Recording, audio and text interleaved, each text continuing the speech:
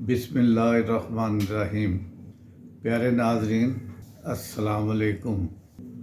नाजरीन, मौसम सरमा जब आता है तो अपने साथ कई सौगातें लेकर आता है। इन्हीं में एक खुराक बाजरा भी है और बाजरे की रोटी भी शामिल है। यूँ तो इसे किसी भी मौसम में ग़िज़ा में इस्तेमाल किया जा सकता है, लेकिन सर्दियों में इसकी अपनी ही एक शान है।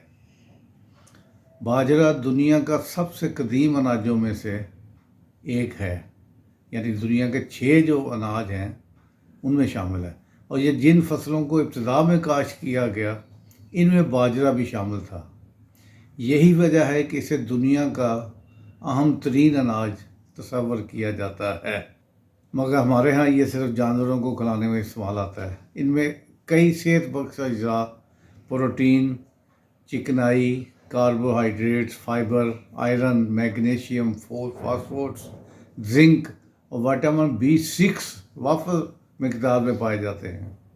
इसलिए मुख्तलिफ खानों में बतौर दाल इस्तेमाल किया जा सकता है।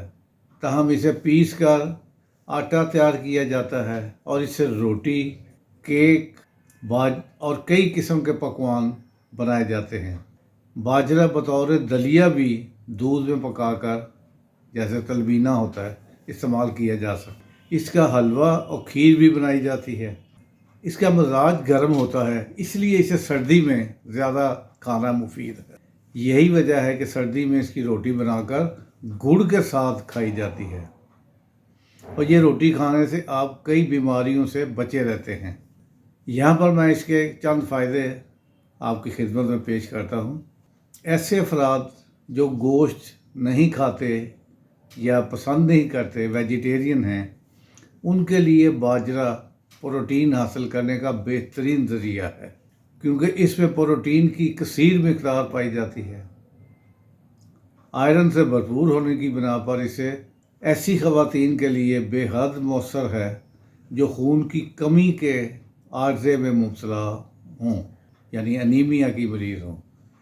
इसमें फ़ाइबर की मिक़दार ज़्यादा होने की वजह से ये देर से हज़म होता है और दीगर खानों के मुकाबले में ग्लूकोज को आहिस्ता आहिस्ता खारिज करता है। इस तरह खून की चीनी की सतह, यानी शुगर का लेवल को सतह को इतदाल में रखने में मदद फराहम करता है। इसलिए शुगर में मुब्तला अफराद के लिए ये एक बेहतरीन ग़िज़ा है। बाजरा टाइफाइड बुखार के लिए बहुत मुफीद है। आंतों की मुख्तलिफ बीमारियों, खुसूसन बड़ी आंत के कैंसर का भी बेहतरीन इलाज है। असाबी कमज़ोरी ना सिर्फ दूर करता है बल्कि फौलादी ताकत पैदा करता है, जिससे बूढ़े बूढ़े लोग भी अपने आप को जवान महसूस करने लगते हैं। जोड़ों, पट्ठों और घुटनों की तमाम तकालीफ, जोड़ों की दर्दों से निजात हासिल की जा सकती है। कल इंशाल्लाह किसी नई नेमत के साथ हाज़िर होऊंगा।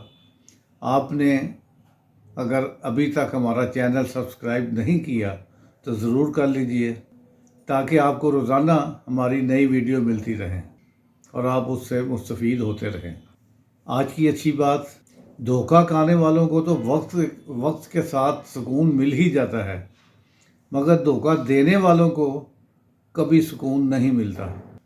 हंसते वसते रहिए। अस्सलाम वालेकुम। खुदा हाफिज़।